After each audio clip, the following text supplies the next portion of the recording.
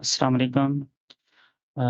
आज का हमारा सेशन है, जैसे कि टॉपिक पहले ही शेयर हो चुका है, एपीआई गेट पे, एडब्ल्यूएस एपीआई गेट पे। आज के सेशन को स्टार्ट करने से पहले थोड़ा-सा हम देखते हैं कि पिछले सेशन में हमने क्या कवर किया है, ठीक है? तो पिछले सेशन में हमने एडब्ल्यूएस सर्वरलेस की सर्विसेज़ कवर की थी कि कौन-कौन सी ऐसी मेन सर्विसेज़ हैं जो कॉमनली यूज़्ड हैं, जो कि सर्वरलेस मोड में हमें अवेलेबल हैं। सर्वलेस की डेफिनेशन देखी थी, सर्वलेस क्या होता है, कौन-कौन सी टाइप ऑफ सर्विसेज़ हैं, कंप्यूट में कौन-सी सर्विसेज़ है, इंटीग्रेशन में कौन-सी सर्विसेज़ हैं, डेटा में कौन-सी सर्विसेज़ हैं और डिप्लॉयमेंट में या डेवलपमेंट में हमें कौन-सी सर्विसेज़ अवेलेबल हैं। फिर इंटीग्रेशन सर्विसेज़ को हमने थोड़ा मज़ीद एक्सप्लोर किया था, एसक्यूएस को हमने देखा था डिटेल में, अ, स्टैंडर्ड क्यूज़ देखी थी, फीफो क्यूज़ देखी थी, इसका डेमो हमने किया था। नोटिफ़िकेशन सर्विस हमने एक्सप्लोर की थी, किस तरह से इंटीग्रेशन होती है, नोटिफ़िकेशन सर्विस की किस तरह से काम करती है, टॉपिक्स क्या होते हैं, इन तमाम चीज़ों को हमने डिटेल में देखा था, क्या-क्या मोड होते हैं। फीफो क्यूज़ हमने कवर की थी, एप्लीकेशन टू पर्सन किस तरह से ये कम्युनिकेशन होता है थ्रू एसएनएस, ये सारी चीज़ें हमने कवर की थी। अच्छा, नेक्स्ट टॉपिक जो हमारा था वो एपीआई गेटवे था लास्ट सेशन में, जो हमने कवर नहीं किया, जो मिस हो गया था ड्यू टू टाइम रिस्ट्रिक्शन। अच्छा, आज हम जो है एपीआई गेटवे को कवर करते हैं कि एपीआई गेटवे क्या है और जो है सर्वलेस एप्लीकेशन मॉडल को कवर करेंगे। तो आते हैं एपीआई गेटवे की तरफ। एपीआई गेटवे जैसे कि पहले बताया जा चुका है कि एपीआई गेटवे एक सर्वरलेस सर्विस है और इसके अंदर डेवलपर अपनी एपीआईज़ क्रिएट कर सकते हैं और उनको पब्लिक कर सकते हैं, उनको शेयर कर सकते हैं और उनकी इंटीग्रेशन जो है डिफरेंट बैकएंड सर्विसेज़ के साथ पॉसिबल है। तो एचटीटीपी एपीआईज़ हैं ये, जिसके अंदर रेस्ट एपीआईज़ आप क्रिएट कर सकते हैं, एचटीटीपी एपीआईज़ क्रिएट कर सकते हैं। एचटीटीपी बेस इंटरैक्शन होता है इसके अंदर, फिर वेब सॉकेट एपीआईज़ क्रिएट कर सकते हैं। डिफरेंट एंड पॉइंट टाइप्स हैं, एंड पॉइंट टाइप से मुराद ये है कि आपकी सर्विस किस स्केल पर अवेलेबल होगी, क्या ऑडियंस होगी उसकी, इन अदर वर्ड्स। तो एक सर्विस जो है, एक एंड पॉइंट जो है एज ऑप्टिमाइज़ है। एज ऑप्टिमाइज़ का मतलब ये है कि ये वो सर्विसेज़ होंगी।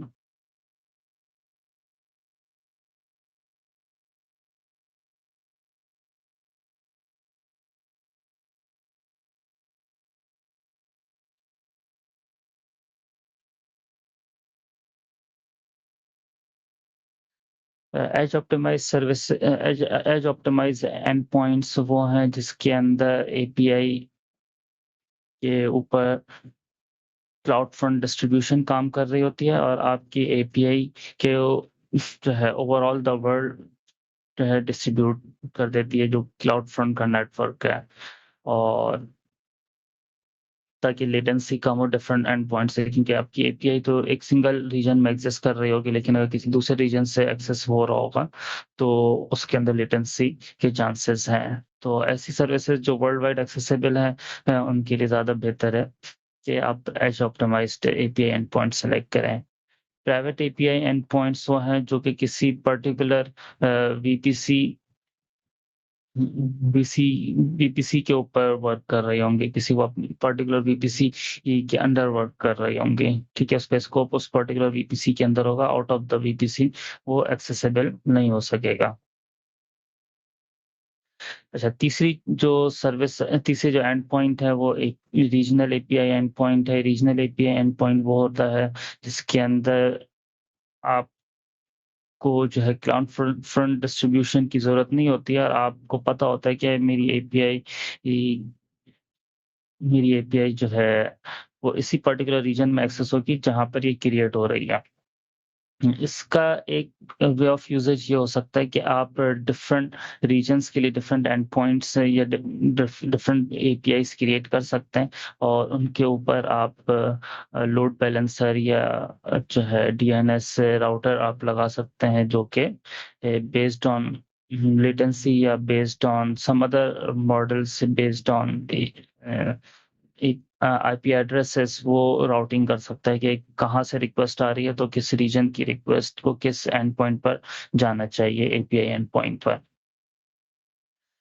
अच्छा, थोड़ा सा कंपैरिजन कर लेते हैं रेस्ट एपीआई और एचटीटीपी एपीआईज के अंदर। रेस्ट एपीआई में जब हम काम कर रहे होते हैं तो आप रिसोर्सेस की टर्म्स में बात कर रहे होते हैं। रिसोर्सेस की टर्म्स में अपनी जो एंड पॉइंट्स या अपनी इंटीग्रेशन पॉइंट्स आप डिक्लेयर कर रहे होते हैं एपीआई के अंदर, और उसके अंदर किस किस्म का डेटा आ रहा होगा उस, और वो किस तरह से वर्क कर रहा होगा, उसकी बैक एंड इंटीग्रेशन किस तरह से होगी, ये इन टर्म्स ऑफ रिसोर्सेज आप डिक्लेयर कर रहे होते हैं सारी चीजें। जबकि एचटीटीपी एपीआईज में आप राउट्स की बात कर रहे होते हैं, और किस तरह से राउट्स मोर और लेस सेम होता है, लेकिन फर्क ये होता है कि आप जो है एक रेस्ट एपीआई के अंदर रिसोर्सेज की पर्सपेक्टिव में सोच रहे होते हैं, लेकिन एचटीटीपी एपीआईज के अंदर आप राउट्स की पर्सपेक्टिव में सोच रहे होते हैं। अच्छा, अच्छा, यहाँ पे जो बात हो रही है स्लाइड के अंदर, इस स्लाइड में इनकी थोड़ी सी कैपेबिलिटीज और इनकी कंपैरिजन हो रहा है, तो उनको हम देख लेते हैं कि सबसे पहले ये कि इनके ऑथराइजेशन मॉडल्स कौन कौन से अवेलेबल हैं। एचटीटीपी एपीआई पे अगर आप काम कर रहे हैं तो चारों API models authorization models available हैं। आप लैम्डा फंक्शन के ज़रिए से अपना कस्टम ऑथेंटिकेशन मॉडल लिख सकते हैं। आईएम रोल के ज़रिए से आप उसको एपीआई को अलाउ कर सकते हैं कि इस आईएम रोल का यूज़र जो है वो एपीआई को एक्सेस कर सकता है। ठीक है?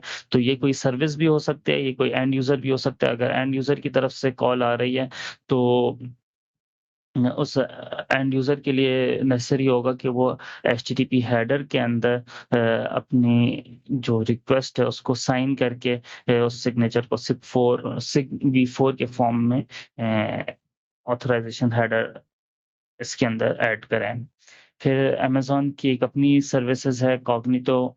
कॉग्निटो सर्विस जो है सिंगल साइन ऑन सर्विसेज़ भी प्रोवाइड कर रही होती है, यूज़र मैनेजमेंट सर्विसेज़ प्रोवाइड कर रही होती है, और लॉगिन और ऑथराइजेशन रिलेटेड सर्विसेज़ प्रोवाइड कर रही होती है। ओपनआईडी कनेक्ट एचटीटीपी एपीआई के अंदर अवेलेबल है, रेस्ट एपीआई के अंदर ये अवेलेबल नहीं है।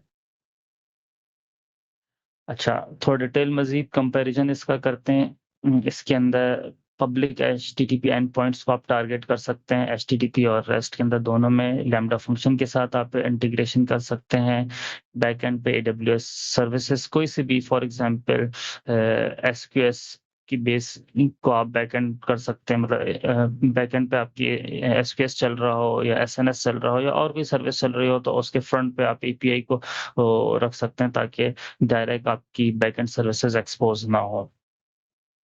Private integration with application load balancer, for example आप किसी मोनोलिथिक एप्लीकेशन को माइक्रो सर्विसेज पे मूव कर रहे हैं, तो यहाँ पर एप्लीकेशन लोड बैलेंसर एक बहुत इंपॉर्टेंट रोल प्ले कर सकता है, जिसके अंदर आप ये बता सकते हैं कि कौन सी रिक्वेस्ट को कहाँ जाना चाहिए। फॉर एग्जांपल EC2 इंस्टेंस पर आपका मोनोलिथिक एप्लीकेशन डिप्लॉयड है और आप माइक्रो सर्विसेज के अंदर कंटेनर्स यूज कर रहे हैं, स्मॉल डिफरेंट एप्लीकेशंस आपने बनाई हुई हैं in form of different containers, या आपने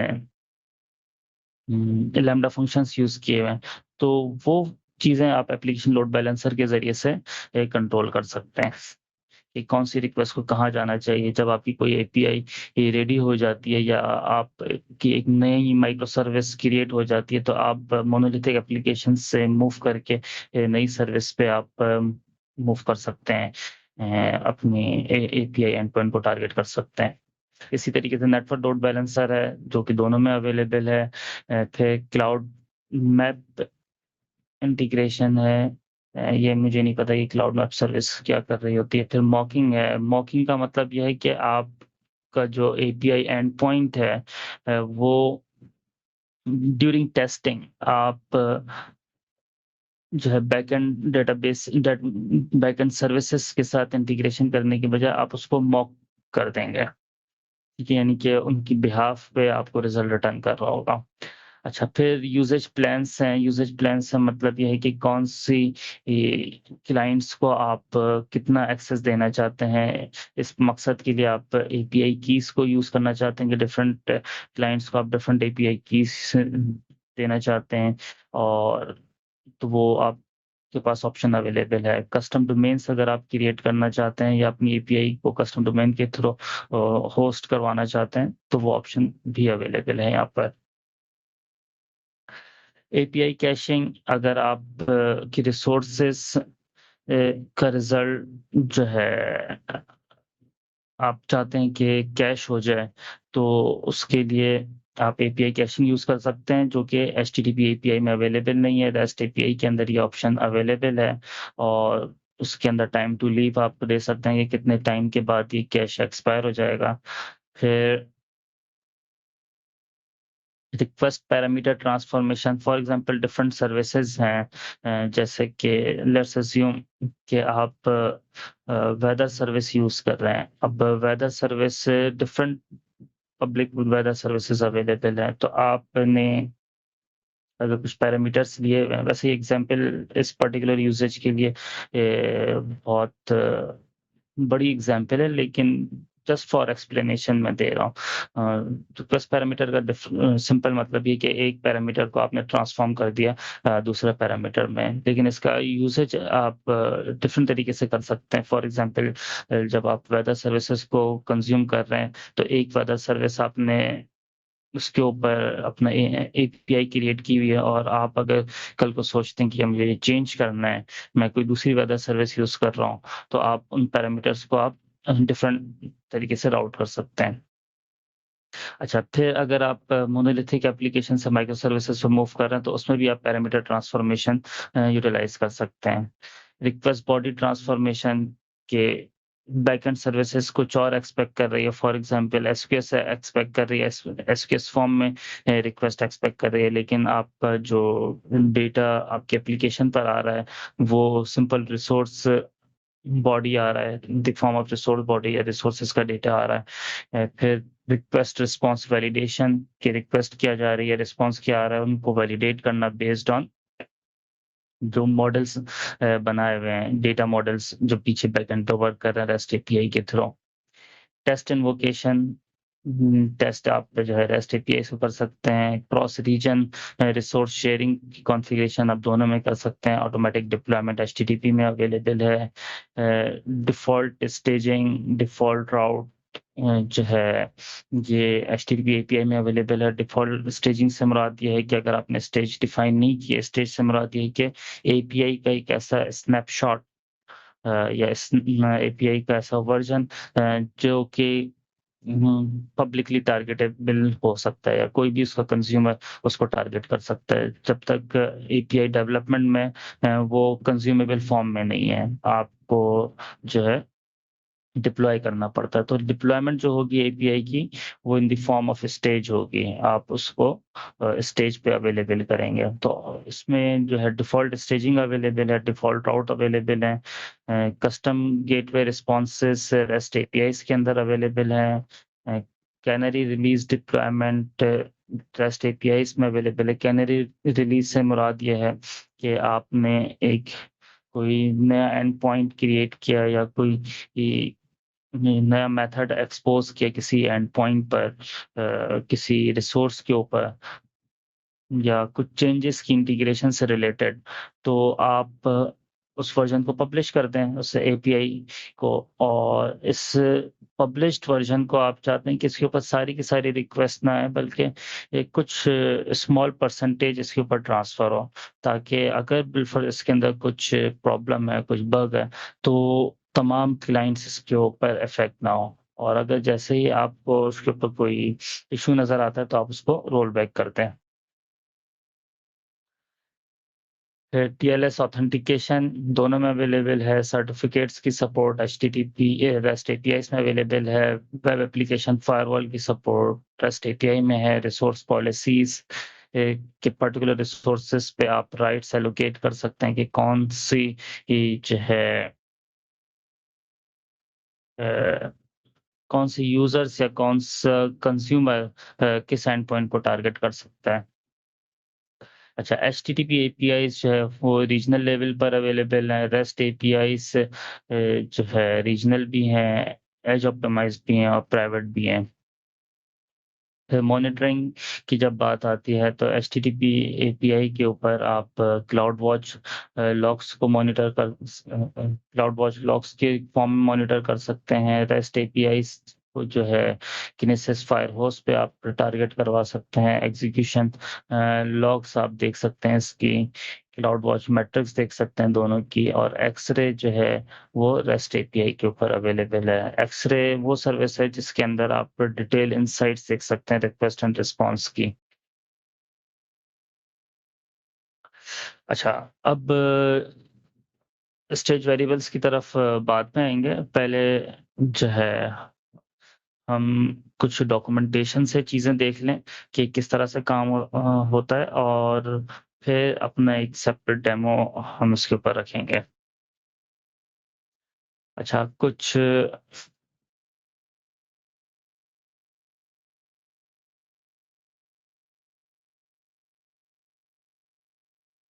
अच्छा, कुछ डॉक्यूमेंटेशंस यहाँ पर अवेलेबल हैं एपीआई गेटवे की। जब आप डॉक्यूमेंटेशन पर जाएँगे, तो यहाँ पर एचटीटीपी एपीआई और रेस्ट एपीआई और वेब सॉकेट एपीआई से रिलेटेड काफ़ी मटेरियल अवेलेबल है, और बहुत डिटेल एक्सप्लेनेशन और बहुत ज़बरदस्त एग्ज़ाम्पल्स अवेलेबल हैं। तो मैं चाहूँगा कि एक तो एग्ज़ाम्पल एचटीटीपी एपीआईज़ की देखें, और फिर जो है रेस्ट एपीआई को थोड़ा-सा हम इसकी एग्ज़ाम्पल देखें, एंड देन हम इसके डेमो की तरफ मूव करते हैं। अच्छा, वेब सॉकेट्स को मैंने एक्सप्लेन नहीं किया। वेब सॉकेट्स जो है वो काइंड ऑफ एपीआई है जिसके अंदर आपकी जो कम्युनिकेशन है वो टू वे है। जो बाकी एचटीटीपी या रेस्ट एपीआईज़ हैं, उसके अंदर वन वे कम्युनिकेशन हो रही होती है। यानी कि कंज़्यूमर जो है, जो सर्विस का कंज़्यूमर है वो आपकी एपीआईज़ को टारगेट कर रहा होता है। लेकिन जो वेब सॉकेट्स एपीआई हैं जिसके अंदर जो सर्विस है या एपीआई एंड पॉइंट है, वहाँ से आप कंज़्यूमर को जो है टारगेट कर सकते हैं in the form of response. अच्छा, एचटीटीपी एपीआईज़ को देखते हैं। पहले इसकी एग्ज़ाम्पल देख लेते हैं। अच्छा, एचटीटीपी एपीआई के अंदर एक एग्जांपल या एक ट्यूटोरियल जो है वो CRUD एप्लीकेशन से रिलेटेड है जिसके बैकएंड पे DynamoDB यूज़ हो रहा है। फिर एक जो है प्राइवेट इंटीग्रेशन है वो ईसीएस के साथ दी हुई है, तो इनको वन बाय वन देखते हैं। तो इसके अंदर होगा क्या कि क्लाइंट्स होंगे वो एचटीटीपी एपीआई को टारगेट करेंगे, बैकएंड पे जो है लैम्ब्डा फंक्शन चल रहा होगा, लैम्ब्डा फंक्शन जो है DynamoDB पे रिकॉर्ड्स राइट एंड अपडेट कर रहा होगा या डिलीट कर रहा होगा। फर्स्ट स्टेप पे DynamoDB का टेबल क्रिएट करना होगा। DynamoDB की कंसोल पे जाकर आप क्रिएट टेबल कर सकते हैं, उसकी प्राइमरी की डिफाइन करते हैं, एंड देन क्रिएट। फिर एक लैम्ब्डा फंक्शन आपको चाहिए होगा जो कि इस DynamoDB टेबल के ऊपर राइट करें या उसको कंज्यूम करे सर्विसेज। तो लैम्ब्डा फंक्शन की कंसोल पे जाके आप क्रिएट फंक्शन करें, फंक्शन का नाम दें, उसकी परमिशंस डिफाइन करें, कि कौन इसको लैम्ब्डा फंक्शन को टारगेट कर सकता है, जिसके अंदर जो हमारा अ, हमें जो रिक्वायरमेंट होगी वो ये कि एपीआई गेटवे जो है वो इस फंक्शन को टारगेट कर सके। Create a new role from AWS policy template. अच्छा, फिर रोल नेम आपने डिफाइन कर दिया, पॉलिसी टेम्पलेट आपने दे दिया। अच्छा, फिर क्रिएट फंक्शन में अगर आप यहाँ पर इस कोड को देखें, तो ये एडब्ल्यूएस एसडीके यूज़ कर रहा है, उसके अंदर DynamoDB का क्लाइंट इसने यूज़ किया, और जो हैंडलर है फंक्शन का, उस फंक्शन हैंडलर में यहाँ पर क्योंकि एचटीटीपी एपीआई है, तो राउट कीज़ जो हैं, जो राउट्स हैं, उसको इसने यूज़ किया, इवेंट राउट की को यूटिलाइज़ किया, स्विच केस उसके ऊपर लगाया कि अगर डिलीट की रिक्वेस्ट आ रही है ऑन एपीआई ऑन आइटम्स राउट, और इसके अंदर आईडी भी आईडी हो, तो जो है DynamoDB के टेबल के ऊपर आप जो है उस आईडी को पास ऑन करते हैं, पैरामीटर से आपने आईडी फेच किया और उस टेबल के ऊपर आपने डिलीट की कॉल लगा दी।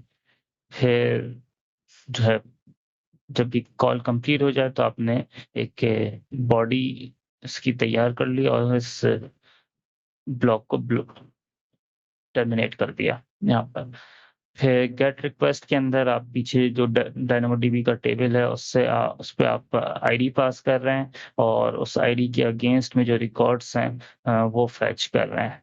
ठीक है, ये बॉडी डायरेक्ट इसके अंदर राइट हो रही है। फिर जो है स्कैन जो है तमाम रिकॉर्ड्स को फेच करके ले आएगा यहाँ पे और इसका रिकॉर्ड जो है डायरेक्ट बॉडी के अंदर राइट कर लिया। पुट जो है आपने बॉडी के अंदर जो भी बॉडी में आ रहा है उसको पार्स करके इसकी जेसन बनाई और जेसन बना के आपने उस बॉडी यहाँ पर तैयार कर ली।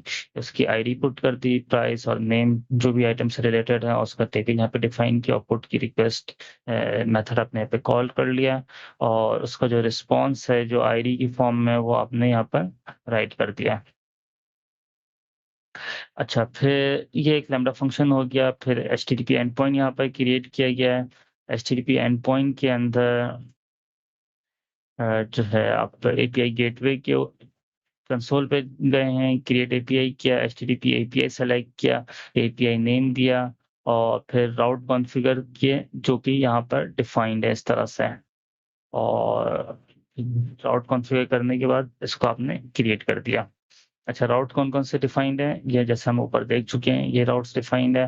फिर उनकी जो है मेथड्स आपने डिफाइन किए, एक-एक राउट के मतलब मेथड्स और उनके ऊपर क्या इंटीग्रेशन अप्लाई होगी। तो ये इसका कंसोल है। यहाँ पर आप एपीआई गेटवे जब आप एपीआई क्रिएट कर रहे हैं तो उसके बाद जो स्क्रीन आएगी वो राउट्स की स्क्रीन पे आप जाकर यहाँ पे अपने राउट्स क्रिएट कर सकते हैं, उसके ऊपर मेथड्स आप डिफाइन कर सकते हैं और इन रिक्वेस्ट के ऊपर आप इंटीग्रेशन अपनी अप्लाई कर सकते हैं कि किस पॉइंट पे इंटीग्रेट होगा। इंटीग्रेशन जो है यहाँ पर जैसे देखें कि लैम्डा फंक्शन यहाँ पे सेलेक्ट किया हुआ है और यहाँ पर शो भी कर रहा है कि इन मेथड्स के ऊपर जो है आप डिफरेंट लैम्डा फंक्शंस या एक ही lambda function as per your requirement आप अटैच कर सकते हैं।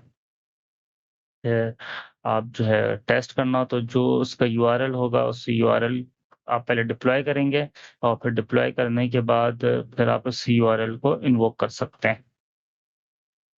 अच्छा, जो यूआरएल इसका बनता है एपीआई गेटवे का, वो इस तरह से बनता है कि आपकी एपीआई गेटवे की आईडी एपीआई की आईडी एग्जीक्यूट एपीआई का सबडोमेन आपका जो भी रीजन है जहाँ पर एपीआई क्रिएट हुई हुई है और amazonaws.com।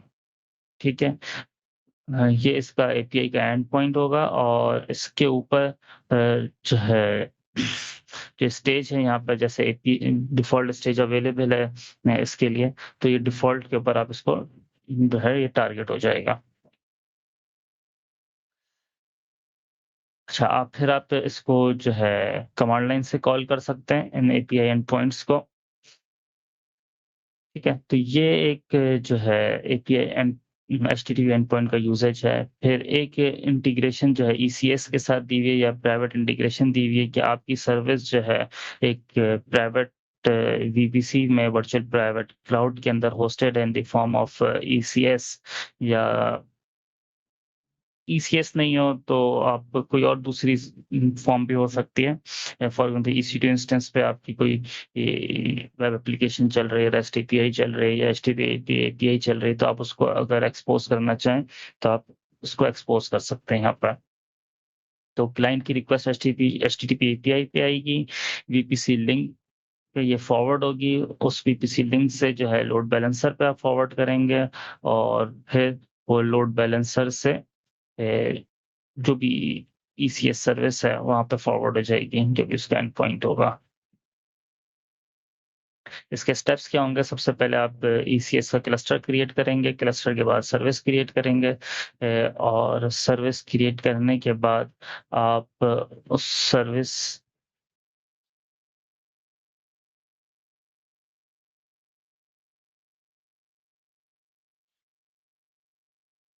अच्छा, यहाँ पे क्लाउड फॉर्मेशन के ज़रिए से जो है दिया हुआ है एनीवे। तो जो भी इसका आउटपुट होगा वो in the form of API URL हो जाएगा। आपको ये जो है एपीआई एंड उसका जो सर्विस एंड पॉइंट है या आईपी एड्रेस है वो उसको वो दे सकते हैं आपको। ठीक है। फिर सर्विस के ऊपर इस ईसीएस सर्विस के ऊपर आप वीपीसी लिंक क्रिएट करेंगे। उस एपीआई की गेटवे कंसोल पे जाके आप वीपीसी लिंक्स पर जाएं, क्रिएट वीपीसी लिंक, और उसके अंदर आप अपनी जो है एचटीटीपी एपीआई का नाम दे सकते हैं, और जो वीपीसी है उसके अंदर आप सेलेक्ट कर सकते हैं प्राइवेट इंटीग्रेशन स्टैक जो कि यहाँ पर क्रिएट हुआ है। ठीक है। अच्छा, अब एचटीटीपी एपीआई को यहाँ पर क्रिएशन हो रही है यहाँ पर, और एपीआई गेटवे पे आप जाएंगे, क्रिएट एपीआई करेंगे, एचटीटीपी एपीआई सेलेक्ट करेंगे और उसका नाम देकर आप उसके राउट्स डिफाइन करेंगे, और असल जो चेंज होगा वो इंटीग्रेशन पॉइंट पर होगा। अच्छा, दूसरा एक तरीका यहाँ पर जो इन्होंने नया तरीका अडॉप्ट किया वो ये है कि आप राउट जो डिफाइन करेंगे उसके अंदर आप एक जेनेरिक राउट यहाँ पर डिफाइन करते हैं, और उसके साथ आप प्रॉक्सी पैरामीटर ले लें।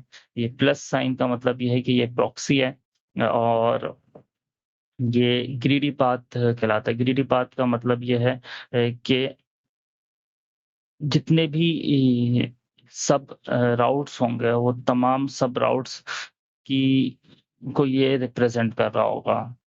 ठीक है। और फिर जो है एनी मेथड का मतलब ये है कि put, get, post, delete, whatever जो भी एचटीटीपी मेथड्स किसी भी किस्म की रिक्वेस्ट आएगी वो उसको हैंडल करेगा, और इसकी इंटीग्रेशन आप जो है बैकएंड सर्विस पर कर दे। तो आपको एक एक सिंगल राउट अलग से डिफाइन करने की जरूरत नहीं है, आपने एक रूट लेवल पर जो है ये राउट डिफाइन कर दिया, और उसकी इंटीग्रेशन आपने डिफाइन कर दी, तो डिटेल जाए बगैर आप उसको इंटीग्रेट कर सकते हैं अपने बैकएंड सिस्टम के साथ। अच्छा, फिर अगर आप इसको इस तरह से ले सकते हैं कि अगर EC2 इंस्टेंस से हटकर या ECS से हटकर आपकी एपीआई जो है और दूसरी माइक्रो सर्विसेज की तरफ मूव होती है, तो आप यहाँ पर अपने राउट्स डिफरेंट कर सकते हैं, मजीद राउट्स क्रिएट कर सकते हैं, और उन राउट्स की जो इंटीग्रेशन है वो आप सेपरेट डिफाइन कर सकते हैं। अच्छा, इंटीग्रेशन के वक्त आपने यहाँ पे जो है ये सेलेक्ट किया राउट, और उसकी इंटीग्रेशन टाइप जो है प्राइवेट रिसोर्स सेलेक्ट की। इंटीग्रेशन डिटेल में आपने एप्लीकेशन लोड बैलेंसर या नेटवर्क लोड बैलेंसर को टारगेट कर लिया, जो भी जो है आपकी EC2 इंस्टेंस पे या ECS सर्विस के जो है ऊपर उसकी बैलेंसिंग कर रहा है, लोड बैलेंसिंग कर रहा है। ठीक है, पोर्ट्स आपने यहाँ पे डिफाइन कर दी, वीपीसी लिंक आपने सेलेक्ट कर लिया और उसको क्रिएट कर दिया। तो ये इस तरह से है कि यहाँ पर आपने लोड बैलेंसर सेलेक्ट किया, और उस लोड बैलेंसर पे एचटीटीपी एनी यानी कि किसी भी किस्म की रिक्वेस्ट होगी, एचटीटीपी पोर्ट आपने सेलेक्ट कर दी और वो उस लोड बैलेंसर पर फॉरवर्ड हो जाएगी, और यहाँ पर ये वीपीसी लिंक सेलेक्ट हो गया। अच्छा, टेस्ट करना चाहें तो आप जो है इसको टेस्ट कर सकते हैं। ये डिफ़ॉल्ट स्टेज पे डिप्लॉय हुआ है, आप इसको सेलेक्ट करें और इसको आप कॉल कर सकते हैं। ठीक है। तो ये 2 पॉइंट्स दिखाने का मकसद ये था कि आपको पता चल जाए कि एचटीटीपी एपीआईज़ आप किस तरह से यूज़ कर सकते हैं। रेस्ट एपीआई के ऊपर जाते हैं। रेस्ट एपीआई के अंदर अगर हम देखें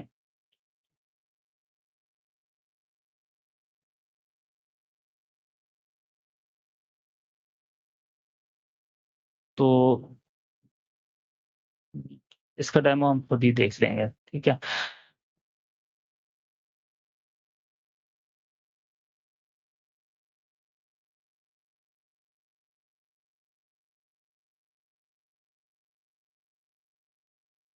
अच्छा, ये तो जो है एक सिंपल इंटीग्रेशन है, क्रिएट रेस्ट एपीआई और यहाँ पे इंपोर्ट किया है, build an API with private integration, इस तरह से ऊपर किया हुआ था।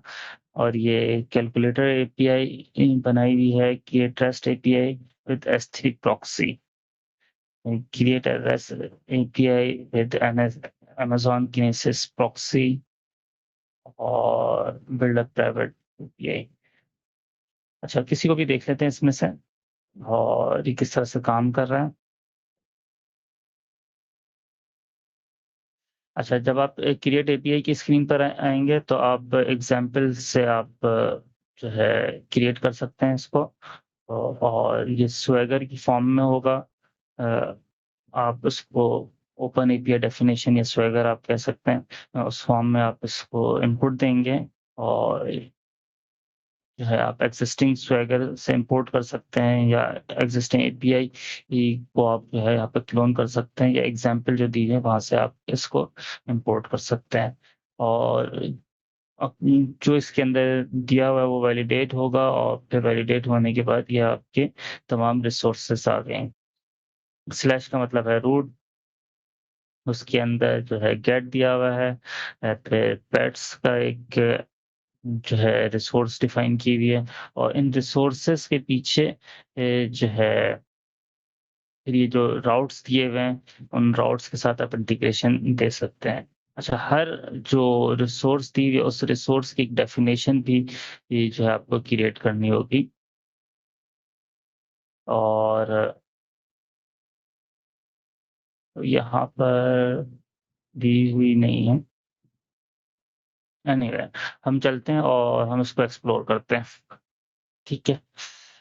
अच्छा, ये अमेजोन का कंसोल है, AWS का कंसोल है, एपीआई गेटवे की सर्विस पर हम जाते हैं यहाँ पर, और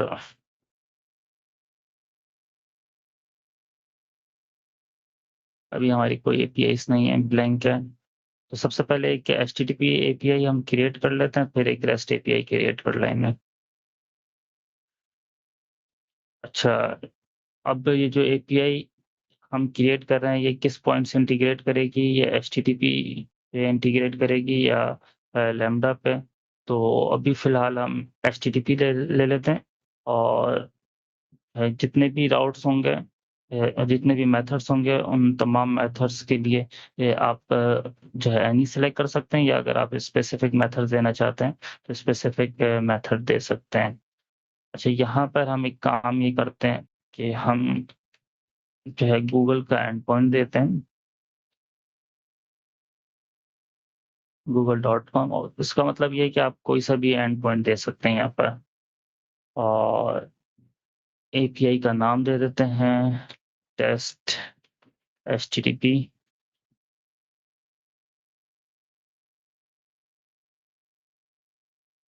अच्छा, अब रिसोर्स पाथ्स जो है यहाँ पर, या राउट्स हम यहाँ पर डिफाइन कर रहे हैं, और स्लैश का मतलब ये है कि ये रूट है, और रूट की रिक्वेस्ट हमने यहाँ पे फॉरवर्ड कर दिया है। इसके अलावा अगर हम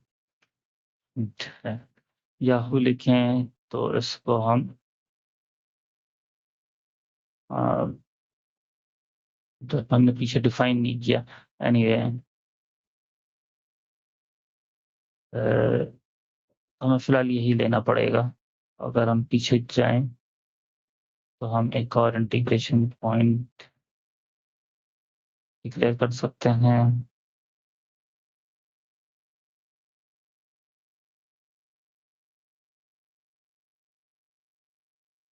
मैप्स पे चले जाते हैं।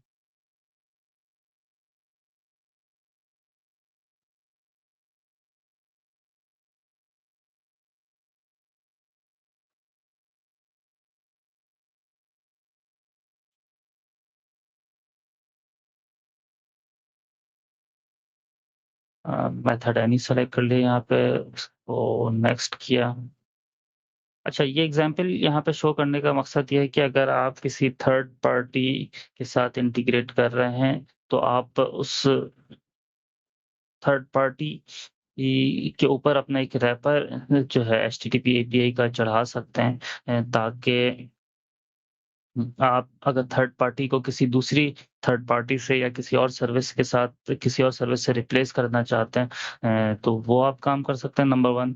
और दूसरा ये हो सकता है कि आप डायरेक्ट इंटीग्रेशन के अंदर जो है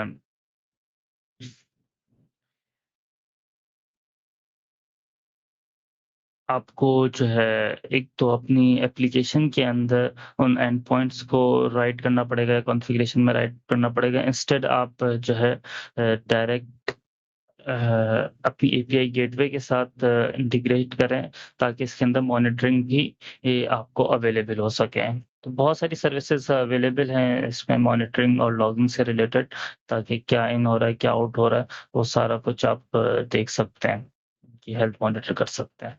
एनीवे, अब इसके अंदर हमने ऑटो डिप्लॉय सेलेक्ट कर लिया। ऑटो डिप्लॉय का मतलब ये है कि ऑटोमेटिक डिप्लॉय हो जाएगा जैसे-जैसे हम चेंजेस करते रहेंगे। हमने नेक्स्ट किया। ये हमारे 2 एंड पॉइंट्स हैं, ठीक है। रूट के ऊपर हम जाएँगे तो गूगल पे ले जाएगा, और अगर हम मैप्स पे जाएँगे तो ये हमें maps.google पे ले जाएगा, ठीक है। इसको हम क्रिएट कर देते हैं। ये हमारा यूआरएल आ गया, और ये डायरेक्ट गूगल पे फॉरवर्ड हो गया। अच्छा, अब अगर हम लिखते हैं मैप्स, तो गूगल मैप्स खुल गया, ठीक है। तो ये तो जो है वेबसाइट से हमने इंटीग्रेट की, लेकिन आप कोई भी जो है एचटीटीपी एंड पॉइंट आप टारगेट कर सकते हैं इसकी बेस पर, ठीक है। तो ये एक एग्जांपल हो गई इसकी। एक हम एग्जांपल रेस्ट एपीआई की लेते हैं। इस रेस्ट एपीआई के अंदर जो है, अच्छा, अगर कोई आप प्राइवेट एपीआई क्रिएट करना चाहते हैं जो सिर्फ और सिर्फ किसी पर्टिकुलर वीपीसी के अंदर क्रिएट हो, तो अवेलेबल हो, तो उसके लिए आप इस ऑप्शन पे जाएं। और अगर आप रीजनल या जो है एज ऑप्टिमाइज्ड आप लेना चाहते हैं, तो आप इस ऑप्शन की तरफ आ सकते हैं। वेब सॉकेट या रेस्ट, कोई न्यू एपीआई क्रिएट करना है, एग्जिस्टिंग एपीआई को क्लोन करना है, तो आप जो है उसको क्लोन कर सकते हैं।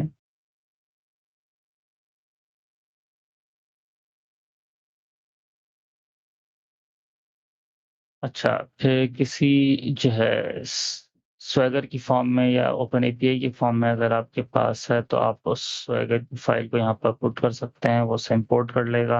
अच्छा, कुछ यहाँ पे एग्जाम्पल भी अवेलेबल है। अच्छा, और ये एंड पॉइंट टाइप यहाँ पे हमें अवेलेबल है, कि आप रीजनल देना चाहते हैं, एज ऑप्टिमाइज देना चाहते हैं, या प्राइवेट देना चाहते हैं, ठीक है। और फेल ऑन वार्निंग, अगर ये फेल हो जाता है तो वार्निंग देनी है या इग्नोर करना है वार्निंग्स को। ये स्वेगर की फॉर्म में यहाँ दिया हुआ है, स्वेगर वर्जन 2। स्कीम्स है, एचटीटीपीएस है, पाथ यहाँ पे डिफाइंड है, गेट है, और इसके रिस्पॉन्सेस क्या होंगे ये दिए गए हैं। इंटीग्रेशन जो है, अच्छा, यहाँ पे रिस्पॉन्सेस डिफाइन किए हुए हैं। फिर ये पैड्स का एंड पॉइंट है। ये समरी है, इसके पैरामीटर्स यहाँ पर ये हो सकते हैं। क्यूरी पैरामीटर है, इसका फॉर्म स्ट्रिंग है, इनपुट इसकी डायरेक्शन है, और रिस्पॉन्स है। फिर ये और दूसरे एंड पॉइंट्स हैं। मैं एक चीज यहाँ पर जो दिखाना चाह रहा हूँ, वह है इसकी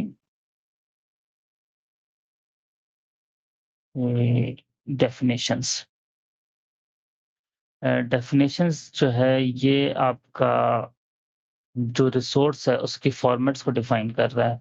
सपोज यहाँ फॉर एग्जांपल यहाँ पर जो है पेट्स का जो रिसोर्स है, पेट्स की रिसोर्स को डिफाइन किया गया है और उसकी डेटा टाइप है एरे, और जो रेफरेंस इसके अंदर किया गया है वो डेफिनेशन, और जो इसके आइटम्स होंगे इस एरे इस एरे के अंदर जो आइटम्स होंगे उनकी डेफिनेशन होगी पैट। ठीक है। फिर ये न्यू पैट रिस्पॉन्स, ठीक है, उस जो है न्यू पैट की डेफिनेशन को यहाँ पर जो है डिफाइन किया गया, उसकी टाइप ऑब्जेक्ट है, और ये भी अगेन रेफर कर रहा है पैट की डेफिनेशन को। ठीक है। और फिर एक है, ये प्रॉपर्टीज आ गई और ये इसका मैसेज आ गया। जो पेट की डेफिनेशन है, पेट की टाइप ऑब्जेक्ट है, प्रॉपर्टीज के अंदर आईडी है और उसकी टाइप है और उसकी प्राइस है, और इनकी डेटा टाइप यहाँ पर आ रही है। ठीक है। तो ये एक्चुअल मैं आपको दिखाना चाह रहा था। इसको इंपोर्ट करते हैं इस एग्जाम्पल को और देखते हैं कि ये किस तरह से नजर आता है। अच्छा, ये एपीआई जो है अवेलेबल हो गई है, यहाँ पे ये रिसोर्सेज हैं। अच्छा, यहाँ पर हम एक इसका डुप्लीकेट टैब खोलते हैं ताकि हम HTTP और REST को कंपेयर कर सकें।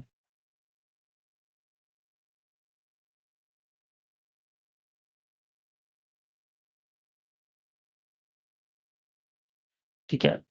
यहाँ पर हमने रिसोर्सेज डिफाइन की हैं, ये रूट रिसोर्स आ गई जिसके अंदर एक गेट रिक्वेस्ट गेट मेथड है। उस गेट मेथड की जो इंटीग्रेशन है वो अभी जो है मॉकिंग हुई है इसके पीछे, यानी कि बैकएंड पे कुछ कोई सर्विस अवेलेबल नहीं है डेटाबेस या और कुछ जो कि रिस्पॉन्स, और बल्कि एक मॉक सर्विस है जो कि रिजल्ट रिटर्न कर रहा होगा। अच्छा, ये पैड्स का एंड पॉइंट है। पैड्स का एंड पॉइंट आप यहाँ पर देखें कि किस तरह की यूआरएल बन रहा होगा। हमारे एपीआई एंड पॉइंट की आईडी, फिर एग्जीक्यूट एपीआई, फिर रीजन, फिर amazon aws.com, फिर पैट स्टोर जो कि हमारी एपीआई का नाम है, और जो है पैड्स। ठीक है। फिर स्टेजेस पर आते हैं। स्टेजेस यानी कि इसकी डिप्लॉयमेंट्स। अभी तक यहाँ पर कोई स्टेज अवेलेबल नहीं, जबकि यहाँ पर HTTP के अंदर हमें जो है स्टेज एक अवेलेबल था जो कि डिफॉल्ट था। कि यहाँ पर एक स्टेज क्रिएट कर लेते हैं। अच्छा, यहाँ पर हमें जो है ना, जब हम इस रिसोर्स को डिप्लॉय करेंगे तो उसी टाइम पे क्रिएट हो सकते हैं। यहाँ पे जो है प्रॉब्लम ये है कि आप स्टेज क्रिएट करने जाएं तो आपको डिप्लॉयमेंट सेलेक्ट करनी पड़ती है, और जब तक एप्लीकेशन डिप्लॉय ना हो या एपीआई डिप्लॉय ना हो आप जो है उसको स्टेज नहीं कर सकते हैं। तो पहले हम इसे डिप्लॉय कर लेते हैं, डिप्लॉय एपीआई। अच्छा, at the time of deployment आप यहाँ पर स्टेज सेलेक्ट कर सकते हैं, तो न्यू स्टेज क्रिएट कर सकते हैं। एक स्टेज ले लेते हैं हम डेव, और इस डेव स्टेज पे हम डिप्लॉय कर देते हैं, और डिप्लॉय करने के बाद हम यहाँ पे से सेव करते हैं। अभी मज़ीद डिटेल में नहीं जा रहा कि यहाँ पर क्या ऑप्शंस हैं। अच्छा, इस यूआरएल को आप अगर देखें तो ये क्या रिप्रेजेंट कर रहा है, आपकी एपीआई की ID, execute API, region, amazon aws.com, और फिर स्टेज। ठीक है, ये यहाँ से हमें रिस्पॉन्स अवेलेबल हो गया है और कॉल हो गया सिंपली। अच्छा, अब ऑथराइजर्स को देखते हैं, एंड बल्कि ऑथराइजर्स बल्कि मॉडल्स को देखते हैं पहले। मॉडल जो कि डिफाइन, अभी हम देख रहे थे पीछे कि पेट्स का एक मॉडल था जिसके अंदर आइटम्स एरे डिफाइन था, और इसकी जो रेफर कर रहा था वो आइटम्स के लिए वो पैट की डेफिनेशन को रेफर कर रहा था, और यहाँ पर ये पैट की डेफिनेशन है। तो ये जो मॉडल्स की डेफिनेशन है ये आपको यहाँ पर नहीं मिलेगी एपीआई HTTP के अंदर। ठीक है। तो ये एक बहुत बड़ा डिफरेंस है HTTP के अंदर, जिसके अंदर आप जो है रिसोर्स को वैलिडेट नहीं कर सकते, जबकि यहाँ पर अगर कोई जो है न्यू पैट अगर आप क्रिएट करने जा रहे हैं तो न्यू पैट के अंदर ये आइटम्स होंगे तो आपकी रिसोर्स वैलिडेट हो सकती है। ठीक है। अच्छा,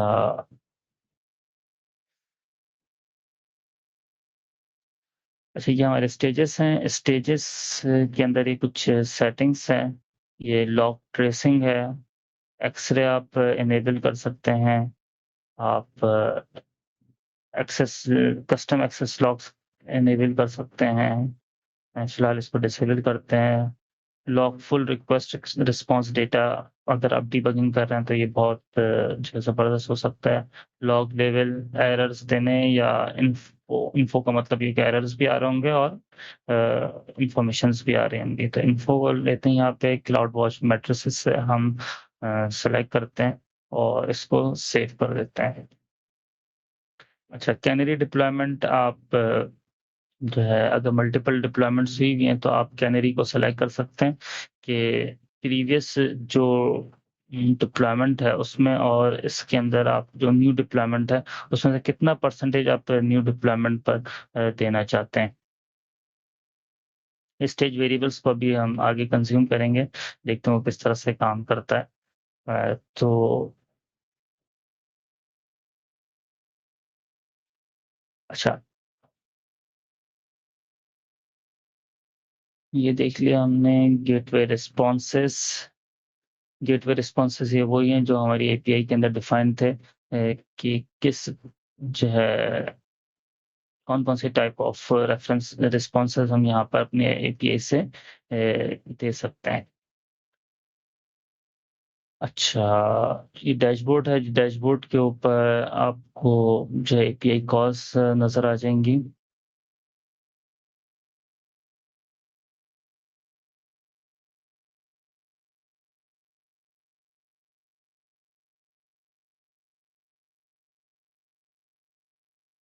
ठीक है। अच्छा, अब हम जाते हैं यूसेज प्लान की तरफ। यूसेज प्लान जो है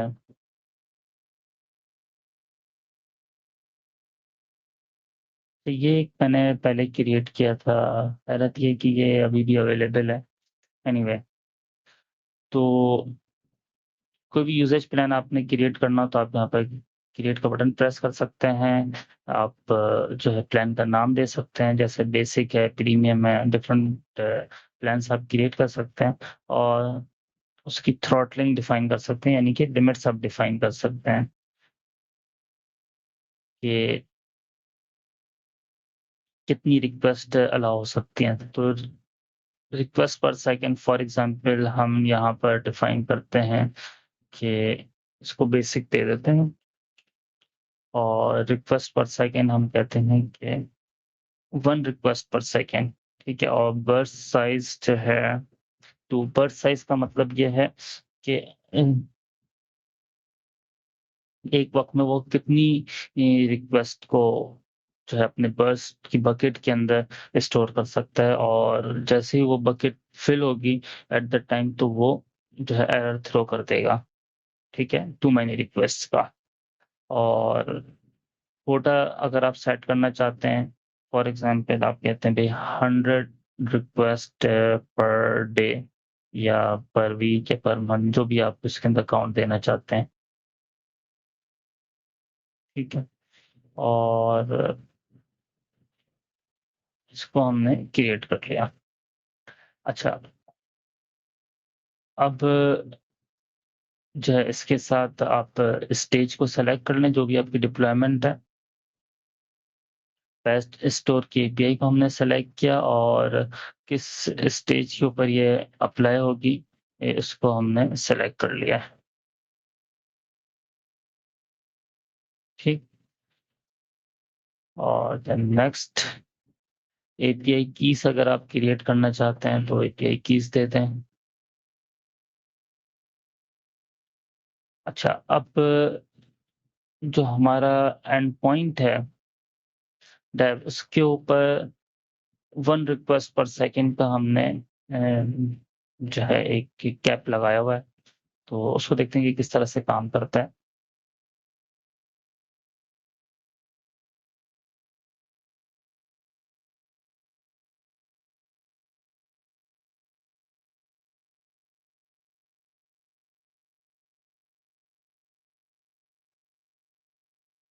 ठीक है, तो ये हमारा एंड पॉइंट है।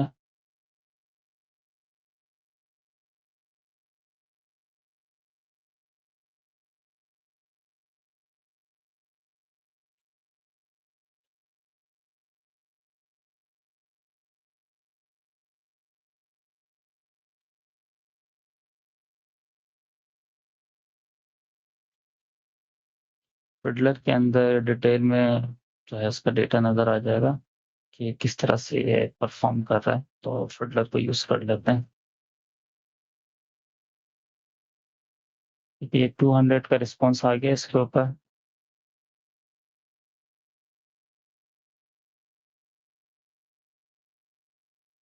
अच्छा, ये रिस्पॉन्सेस तो दे रहा है, देखते हैं कि क्या सीन है इसका।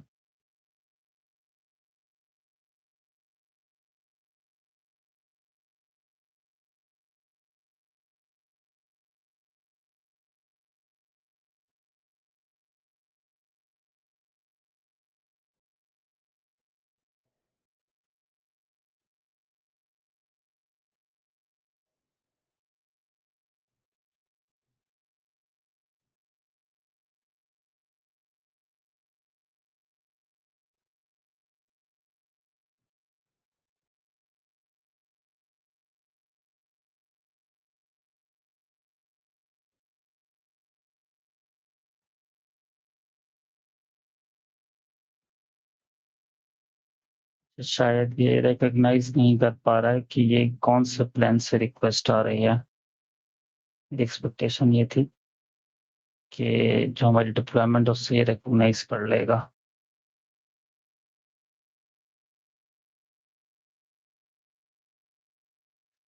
एनीवे, इसको फिलहाल हम बेसिक प्लान को डिलीट करते हैं। डिलीट के लॉ नहीं कर रहा। तो यहाँ पर एपीआई कीज हम क्रिएट कर सकते हैं, जिसकी बेस पर ये डिटेक्ट कर लेगा कि कौन सी जो है प्लान से रिक्वेस्ट आ रही है। Add API keys to usage plan. API key का नाम दे देते हैं।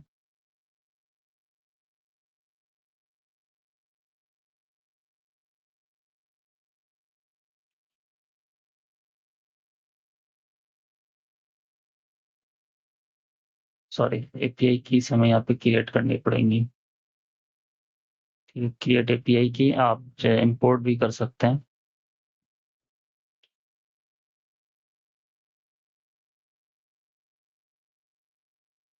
जनरल कस्टमर, और आप इसे जनरेट करवा दें। अच्छा, एपीआई की ये अवेलेबल है, और इस एपीआई के साथ आप यूसेज प्लान अटैच कर सकते हैं।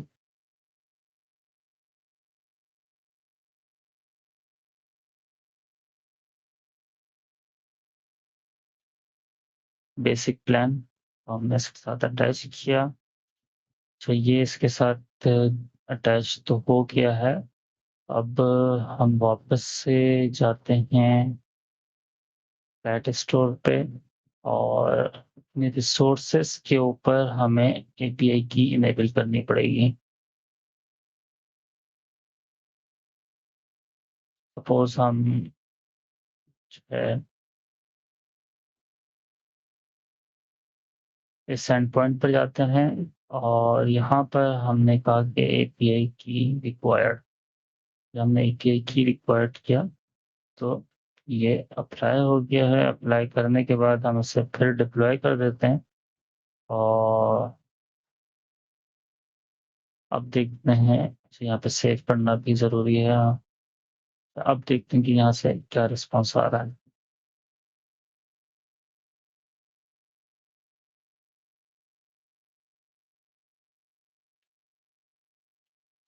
ठीक है, वो ब्राउजर में कैश हुआ हुआ था। अब जो रिस्पॉन्स आ रहा है वो फॉरबिडन आ रहा है, 403 आ रहा होगा।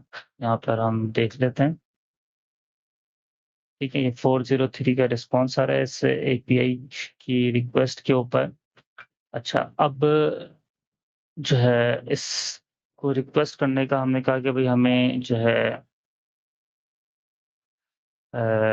एपीआई की सप्लाई करनी है। तो एपीआई की अप्लाई करने का तरीका ये है कि एक्स एपीआई की का हेडर होगा, और यहाँ पे मैंने एपीआई की कॉपी कर ली थी। ये आप मैच कर सकते हैं इसको एपीआई की इसके सेक्शन में जाकर, जनरल कस्टमर्स की। ठीक है, ये V1ZT VD।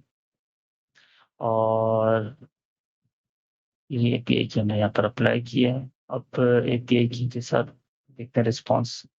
तो ये 200 रिस्पॉन्स आ गया है, सेम आउटपुट दे रहा है। अच्छा, अब हम आते हैं ऑथराइजर्स की तरफ। ऑथराइजर्स जो है दो दो तीन किस्म के ऑथराइजर्स होते हैं, जैसे कि एक यहाँ पर स्लाइड पर देखते हैं sir, AWS lambda, IAM role, IAM और Amazon Cognito, open ID connect. ठीक है, जो रेस्ट एपीआई है वो इन तीन को सपोर्ट करती है और इसको जो है नहीं सपोर्ट करती। तो चलते हैं इसकी तरफ। क्रिएट न्यू ऑथराइजर, यहाँ पर ऑप्शन अवेलेबल है कि लैम्डा लेना है या कॉग्निटो लेना है। अगर आप कॉग्निटो सर्विस दे रहे हैं तो यूजर पूल आईडी आपको यहाँ पर डिफाइन करनी पड़ेगी। ये एक इसकी डुप्लीकेट क्रिएट करते हैं। यहाँ पे कॉग्निटो सर्विस पर जाते हैं। कॉग्निटो सर्विस के अंदर आप को दोनों चीज़ें डिफाइन करनी पड़ेंगी, मैनेज यूजर पूल और manage identity pools.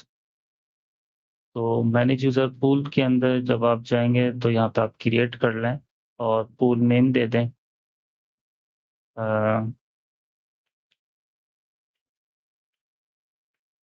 My app पे यूजर्स जो है, फिलहाल डिटेल में नहीं जाते, रिव्यू डिफॉल्ट्स। अच्छा, ये जो है कुछ ऑप्शंस अवेलेबल हैं इसके अंदर, वो जो है आप देख सकते हैं और डिटेल में जाके कुछ जरूरत हो तो एप्लीकेशन क्लाइंट्स आप डिफाइन कर सकते हैं। यहाँ पर क्रिएट पूल किया हमने और यहाँ पर पूल आईडी आ गई। इस पूल आईडी को आप कॉपी करेंगे और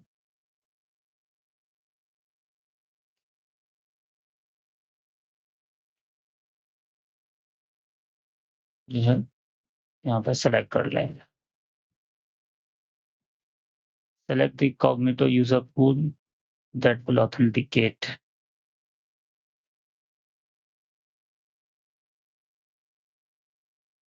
माई ऐप यूजर्स, ठीक है, ये यहाँ पर आ गया और ये आपने इसको सेलेक्ट कर लिया। दूसरा ऑप्शन ये है कि आप लैम्डा फंक्शन आप सेलेक्ट कर लें और उससे लैम्डा फंक्शन, वो लैम्डा फंक्शन किस रोल के साथ वर्क करेगा वो आपको रोल डिफाइन करना होगा। और टोकन बेस्ड है या रिक्वेस्ट बेस्ड है, किस तरह से काम करेगा ये आप यहाँ पे इसकी ये सेटिंग डिफाइन कर सकते हैं। ठीक है। अच्छा, अब जो है काफ़ी इसकी हमने जो है चीज़ें देख ली हैं। अ, अब अच्छा, हमने जो है इसका मैट्रिसेस ऑन किए थे डैशबोर्ड पर, हम देखने के हमें क्या क्या अवेलेबल हैं।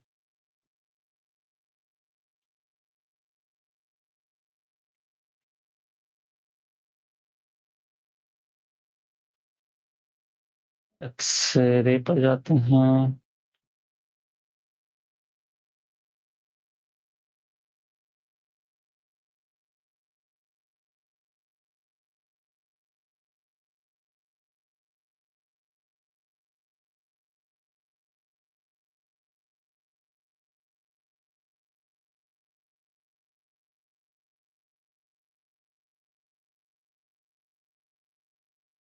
अच्छा, यहाँ ट्रेसेस के अंदर आप ये देखिए कि हमारी एपीआई यहाँ पर दिखा रहा है या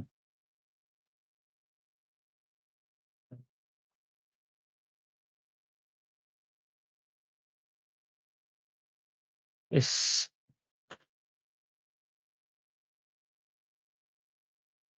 ये एक रिक्वेस्ट है, इस ये गेट की रिक्वेस्ट है, इसका रिस्पॉन्स जो है 200 गया है और जो यूआरएल था वो ये था और क्लाइंट आईपी जो है वो ये थी। इसकी डिटेल्स जो है वो ये हैं, आईडी है और ये इस पैट स्टोर के ऊपर रिक्वेस्ट आई है डेव एनवायरनमेंट पे और जो रिस्पॉन्स गया है वो मॉक से गया है, कोई बैकएंड सर्विस नहीं थी। ठीक है, अगर कोई बैकएंड सर्विस होगी तो वहां पर वो दिखा देगा इसके अंदर। तो ये एक्सरे जो है आपको डिटेल इंसाइट्स दे देता है आपकी सर्विस के साथ जो इंटरेक्शंस हो रही हैं उसके ऊपर। अच्छा, चलते हैं थोड़ा सा सर्वरलेस एप्लीकेशन मॉडल को कवर करते हैं।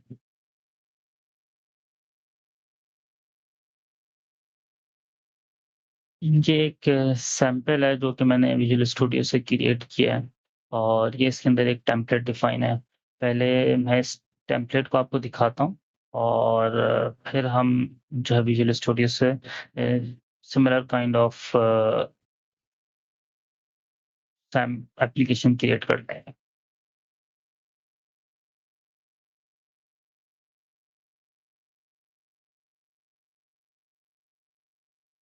अच्छा,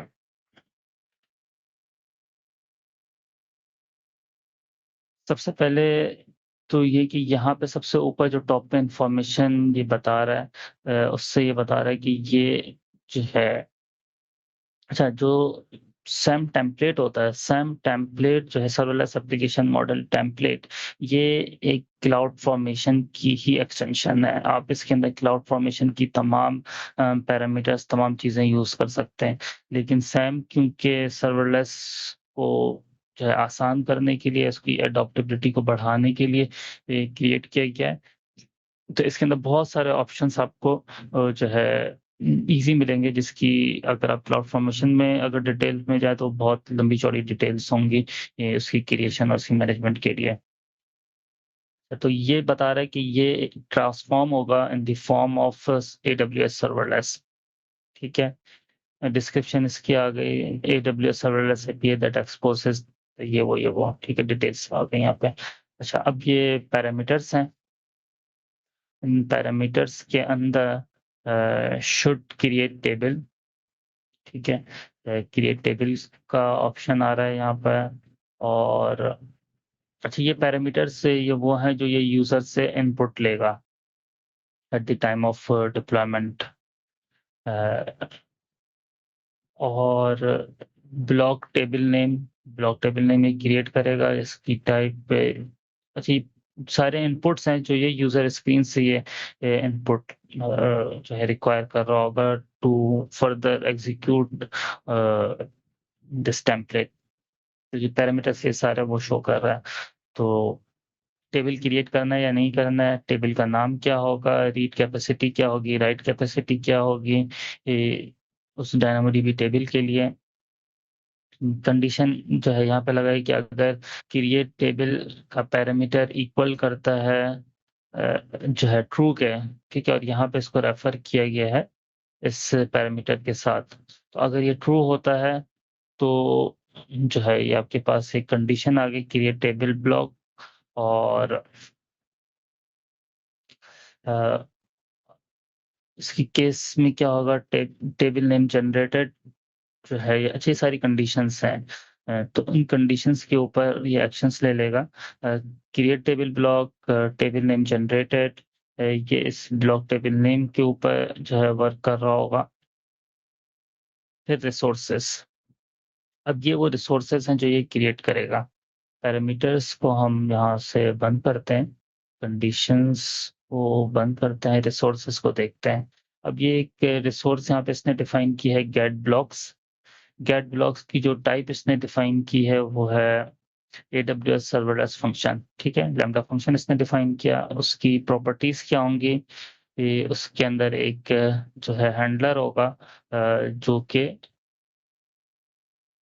इस तरह से मतलब उस हैंडलर का नाम है, उसकी जो है जो भी फाइल है, और उस फाइल के अंदर जो फंक्शन है, उस फंक्शन के अंदर जो है मोस्ट प्रोबेबली ये नेम स्पेस होगा, ये क्लास नेम होगा, और ये उसका फंक्शन नेम होगा। इसका रन टाइम .NET Core 3.1, फिर memory size 256, time out 30 seconds, role जो है यहाँ पे नल डिफाइन है। पॉलिसी जो है AWS लैम्डा फुल एक्सेस जो है बिल्ट इन पॉलिसी अप्लाई हुई है। इन्वायरमेंट जो है वेरिएबल्स के अंदर ब्लॉक टेबल, अगर ये कंडीशन ट्रू हो रही है जो ऊपर डिफाइन हुई है यहाँ पर कंडीशन में, अगर ये कंडीशन ट्रू हो रही है तो ब्लॉक टेबल को रेफर कर लो। और अगर नहीं हो रही तो रेफर कर लो इस वाले टेबल को। अच्छा,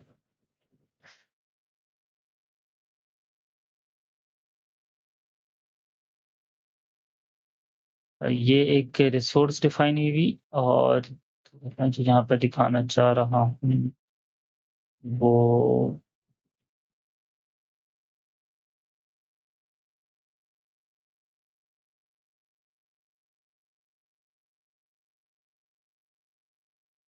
अच्छा, ये इन्वायरमेंटल वेरिएबल्स हैं। इन्वायरमेंटल वेरिएबल के अंदर जो है ये ब्लॉक टेबल का नाम जो है ये दे रहा है एक इन्वायरमेंटल वेरिएबल, इस लैम्बडा फंक्शन को ये पास ऑन करेगा। उस वेरिएबल का नाम होगा ब्लॉक टेबल, और इस ब्लॉक टेबल की जो वैल्यू होगी वो कंडीशन के ऊपर डिपेंड कर रही होगी कि आइदर जो क्रिएट टेबल किया है इसने, अगर टेबल यूजर ने क्रिएट करवाया तो वो नेम होगा, या जो टेबल नेम यूजर ने दिया है, टाइप किया, सेलेक्ट किया, ये वो होगा। ठीक। अच्छा, फिर इवेंट्स क्या होंगे? इन इवेंट्स के अंदर पुट रिसोर्स होगा, कि मतलब ये लैम्बडा फंक्शन किस इवेंट के ऊपर काम करेगा, किस इवेंट के ऊपर ये ट्रिगर होगा। तो जो है एक इवेंट है पुट रिसोर्स, इसकी टाइप है एपीआई, और जो है इसकी जो प्रॉपर्टीज होंगी वो जो है उसके अंदर पाथ होगा, पाथ जो है रूट पाथ के ऊपर गेट मेथड के ऊपर ये ट्रिगर हो जाएगा। अच्छा, फिर एक और दूसरा लैम्बडा फंक्शन है गेट ब्लॉक। ये भी फंक्शन है और ये इस हैंडलर को पॉइंट कर रहा है। Sam training Sam training function get block async, इसका रन टाइम ये है और इसकी मेमोरी साइज ये है, फुल एक्सेस है।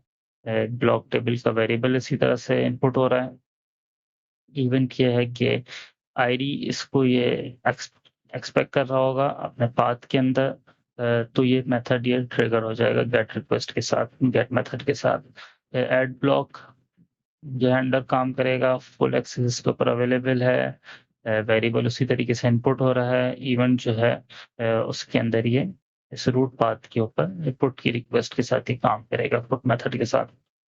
रिमूव ब्लॉक के फंक्शन के अंदर ये जो है सी टाइप फंक्शन डिफाइन कर दी, इसका हैंडलर ये डिफाइन कर दिया, फुल एक्सेस इसको डिफाइन कर दिया, इन्वायरमेंटल वेरिएबल की वैल्यू कंडीशनल आ जाएगी, और इवेंट्स जो इसके ऊपर वर्क कर रहे होंगे वो एपीआई का इवेंट होगा, पुट रिसोर्स का, और जो पाथ होगा वो स्लैश होगा, और ये डिलीट मेथड के ऊपर काम करेगा। अच्छा,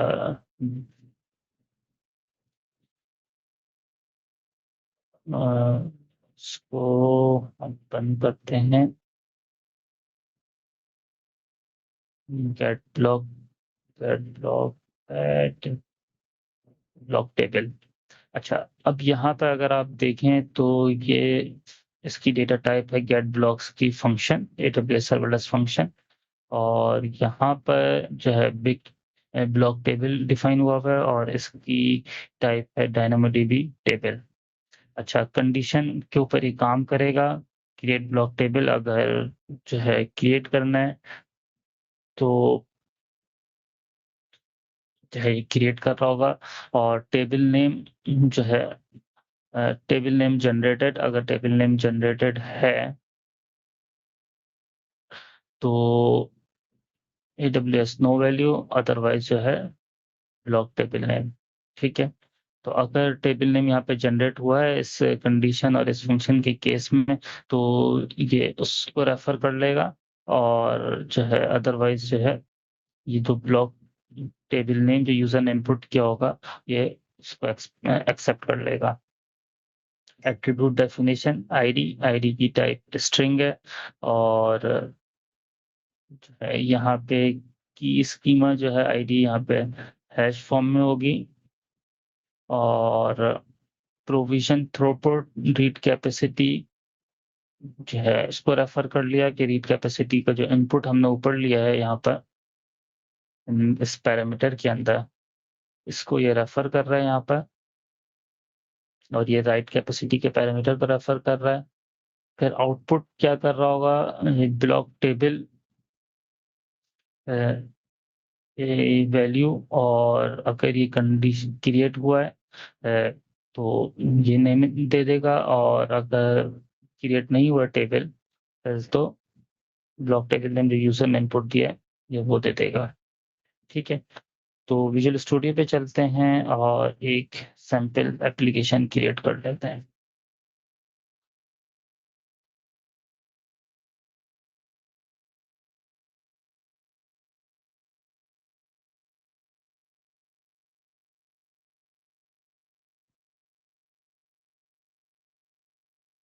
प्रोजेक्ट, यहाँ पे हमने सर्वरलेस लिया है, लैंग्वेज सी शार्प ले लेते हैं, platform AWS, AWS serverless application with test, और C sharp AWS serverless application without test, AWS lambda project, सिर्फ एक lambda project होगा जिसके अंदर lambda फंक्शन क्रिएट हुआ होगा सैंपल, और ये lambda प्रोजेक्ट है विद टेस्ट, तो हम टेस्ट के साथ चलते हैं। नेक्स्ट, लोकेशन, उसी लोकेशन दे देते हैं, यही नाम दे देते हैं। अच्छा, जो ब्लूप्रिंट है इस काम के लिए आप कौन सा लेना चाहते हैं?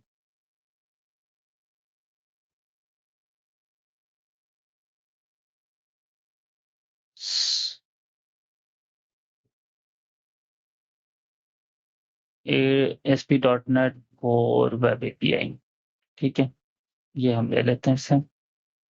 अच्छा, ब्लॉग API यूजिंग DynamoDB, ये वाला ले लेते हैं। ठीक है, ये वही है जो अभी हमने देखा है, और अगर उससे हटकर देखना है तो स्टेप फंक्शंस देखना चाहते हैं या S3 का, तो फिलहाल ये ले लेते हैं हम। ठीक है, इसके अंदर क्योंकि डायनामो टेबल भी इन्वॉल्व हो रहा है, तो हमारी जो है पूरी अंडरस्टैंडिंग है इस पूरे टेम्पलेट की, वो ज़्यादा बेहतर है, डिटेल में हम देख चुके हैं ऑलरेडी उसको।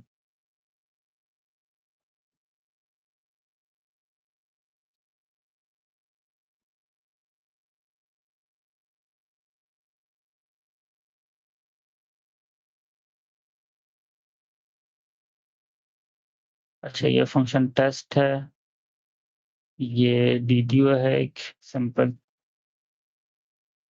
क्लास, ये फंक्शन है जिसके अंदर डिफरेंट एंड पॉइंट्स हैं।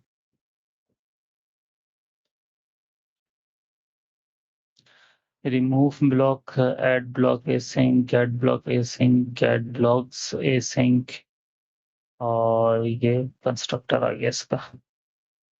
ठीक है,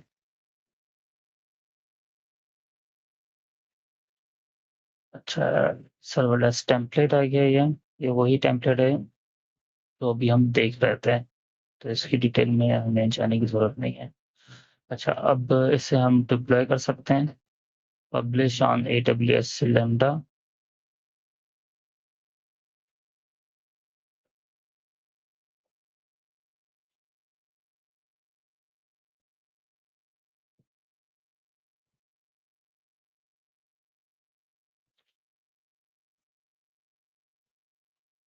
अच्छा, स्टैक नेम हम यहाँ पर दे देते हैं। अच्छा, ये एक दूसरा अकाउंट है जिसके पहले पब्लिश कर रहा है, इस अकाउंट के ऊपर ये इसकी कीज मैंने रिमूव कर दी थी, इस वजह से वर्क नहीं कर रहा, तो फिलहाल हम इसी अकाउंट को यूज कर लेते हैं और फिर हम इसको बाद में रिमूव कर देंगे। अच्छा, स्टैक नेम दे देते हैं ब्लॉग एप्लीकेशन। अच्छा, ये जो पूरा कंटेंट है ये किस S3 बकेट के अंदर ये राइट करेगा, उस S3 बकेट का नाम यहाँ पे दे देते हैं AWS training Karachi user group.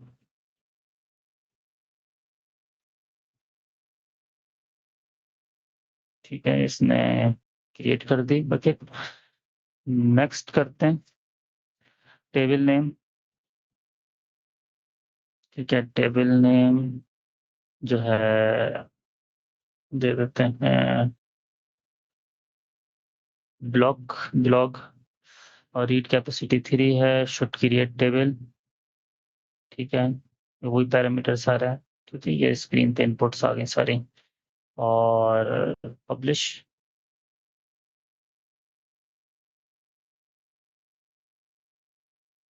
अच्छा, मुझे एक दूसरे अकाउंट पे लॉगिन करना होगा, तो मैं ये करता हूँ, प्राइवेट विंडो ओपन कर देता हूँ।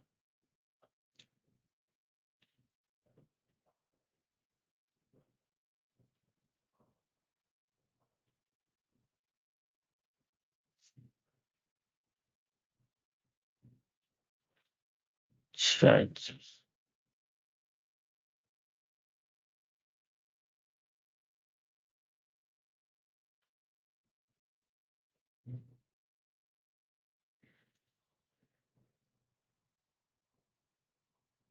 AWS लैम्डा एप्लीकेशंस, अभी शायद ही कंप्लीट नहीं हुआ, अभी चल रहा है, इन प्रोग्रेस है।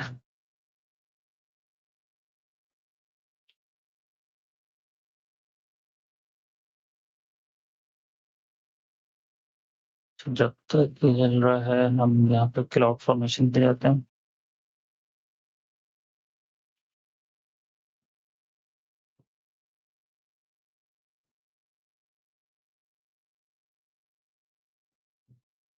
ठीक है, ब्लॉग एप्लीकेशन इन प्रोग्रेस है। ठीक है, तो जो हमने सर्वरलेस एप्लीकेशन क्रिएट की, वो एक्चुअली क्लाउड फॉर्मेशन का स्टैक यहाँ पर क्रिएट कर रहा है, और इसके इवेंट्स यहाँ पर हमें डिटेल में अवेलेबल है, क्या कर रहा है। Serverless rest API deployment, serverless rest API deployment creation, creation complete, create in progress.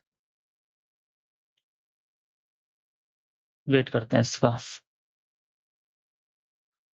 अच्छा, block table, get block table, end point, remove end point. ठीक है, डिफरेंट एंड पॉइंट्स हैं।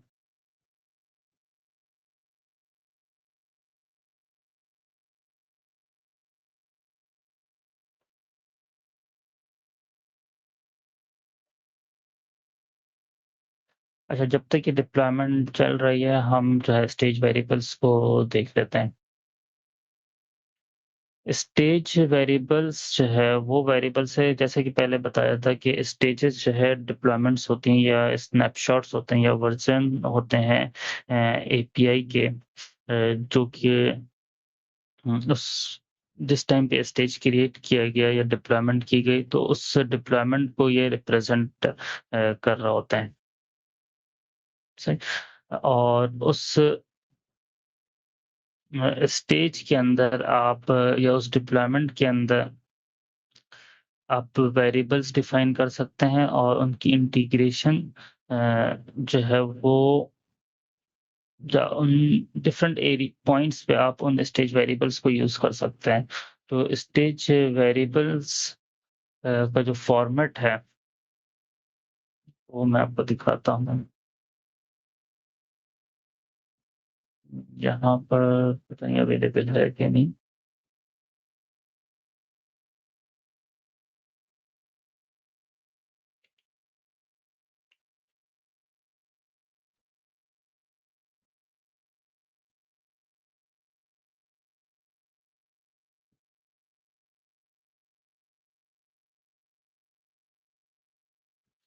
स्टेज वेरिएबल्स, अच्छा।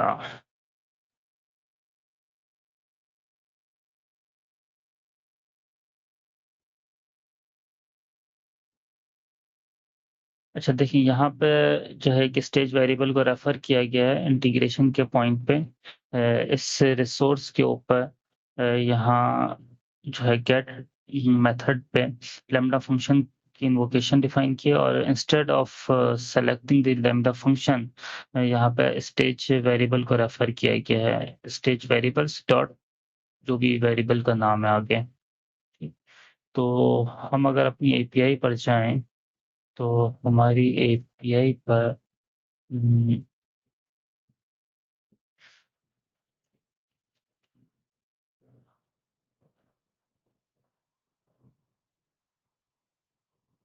पैट स्टोर पर चलते हैं।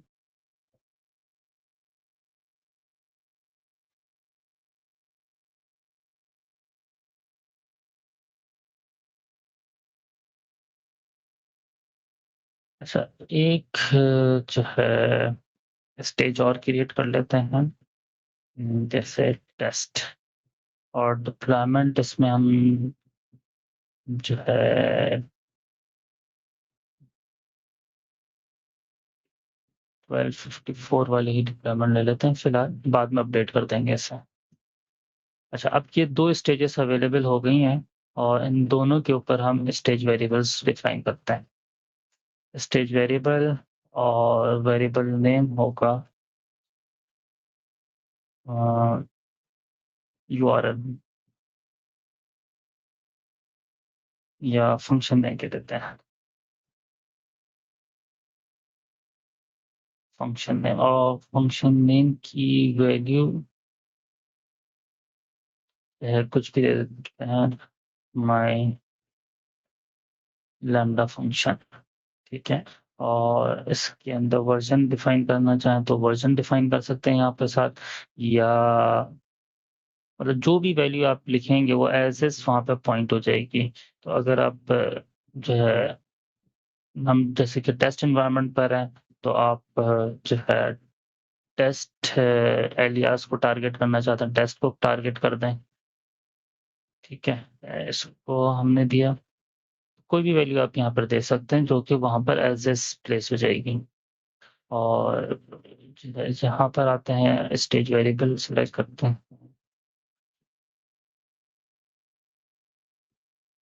Variable name same होना चाहिए ताकि डिफरेंस पता चले।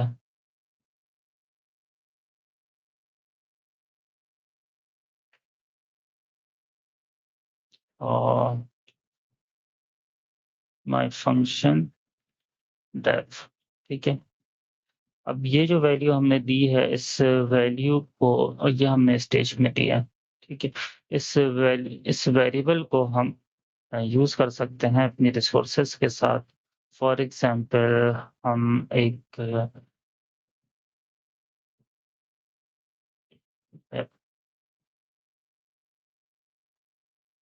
और रिसोर्स, सॉरी रिसोर्स नहीं क्रिएट करते, एग्जिस्टिंग वाले पर ही चेंज कर लेते हैं।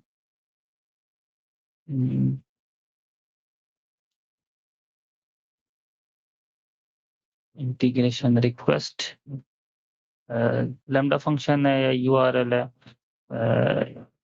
तो काम करते हैं यहाँ पर हम इसे रेफर करते हैं और स्टेज वेरिएबल को पॉइंट करा देते हैं पर।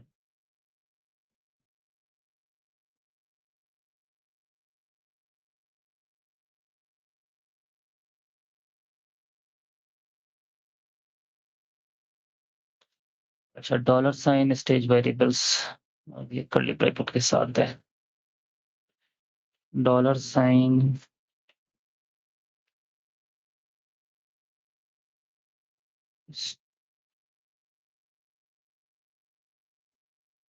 स्टेज वेरिएबल्स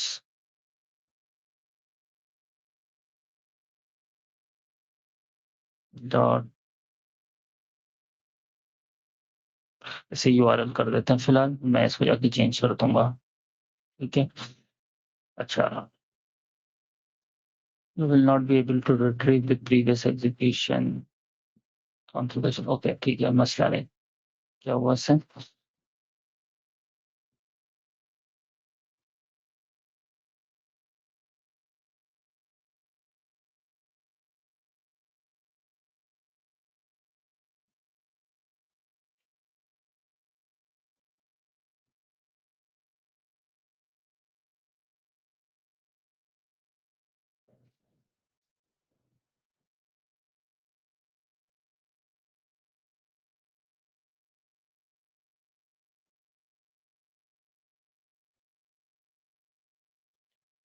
वेरिएबल डिफाइन कर लेते हैं पहले।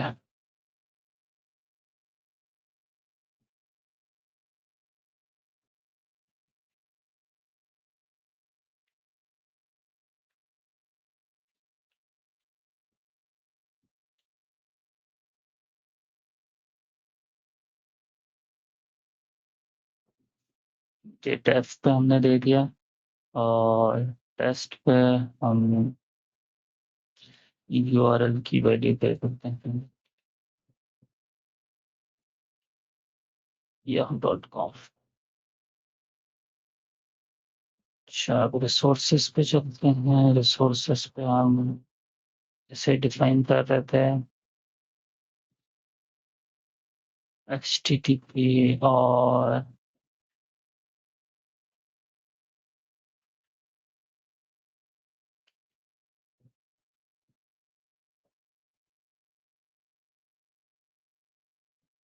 URL, उसको चुनना चाहिए अब।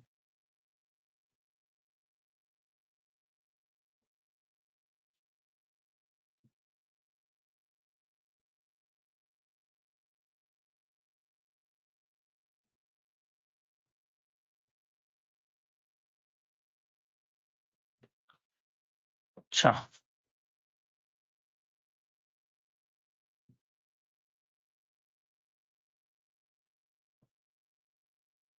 एनीवे ये भी एक्सेप्ट नहीं कर रहा है इसे। अच्छा, अगर ये ट्राई करें। एनीवे ये अलाउ नहीं कर रहा है, लेकिन बहरहाल ये इस तरह से आप वेरिएबल्स को रेफर कर सकते हैं और उनको यूटिलाइज कर सकते हैं। अच्छा, ये डिप्लॉयमेंट को देखते हैं, डिप्लॉयमेंट हमारी कहाँ तक पहुंची है। अभी तक इन प्रोग्रेस है। ये टाइम ले रहा है काफी। काफी चीजें हो गई हैं। उधर से डुप्लीकेट टैप करते हैं, डुप्लीकेट टैप में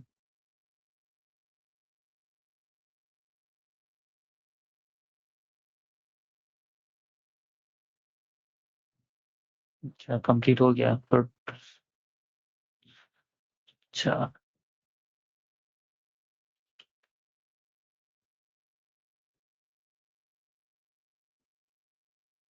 ये क्रिएट कंप्लीट आ गया है। और इसके अंदर अगर हम चलें तो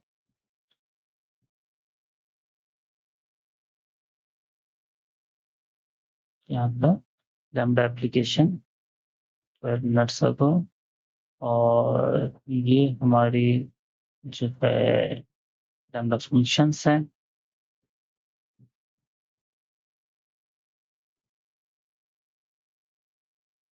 ठीक है, लैम्डा फंक्शंस पे चलते हैं। ये जो है एप्लीकेशन का नाम, एंड पॉइंट का नाम, और इसके आगे जो है एक है रैंडम की कह रहे हैं आप इसको।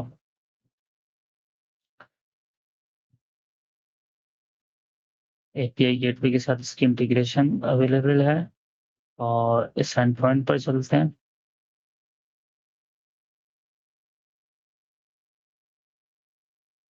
Internal server error.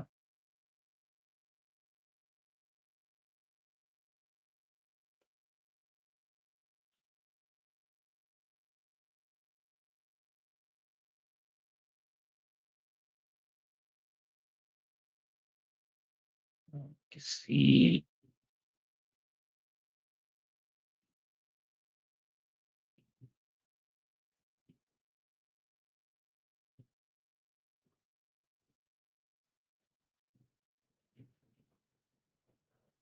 And point को देखते हैं।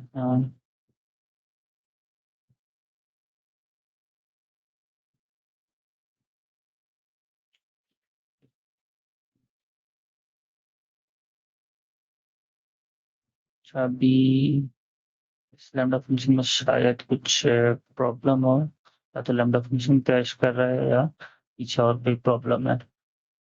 तो ठीक है, फिलहाल आज इतना ही रखते हैं। इंशाल्लाह नेक्स्ट क्लास में हम कोशिश ये करेंगे कि लैम्डा फंक्शन को इन डिटेल देखें, किस तरह से काम करते हैं, और क्या क्या चीज़ें होती हैं, क्या क्या जो है इंटीग्रेशन पॉइंट्स हैं, और बैकग्राउंड में किस तरह से वर्क करता है। खासतौर पर उन एरियाज को हम एक्सप्लोर करेंगे। ठीक है, यहाँ तक किसी को कोई क्वेश्चन है तो क्वेश्चन कर सकता है। इस सेशन को फिलहाल अगर कोई क्वेश्चन नहीं है तो यहीं पे वाइंड अप करते हैं।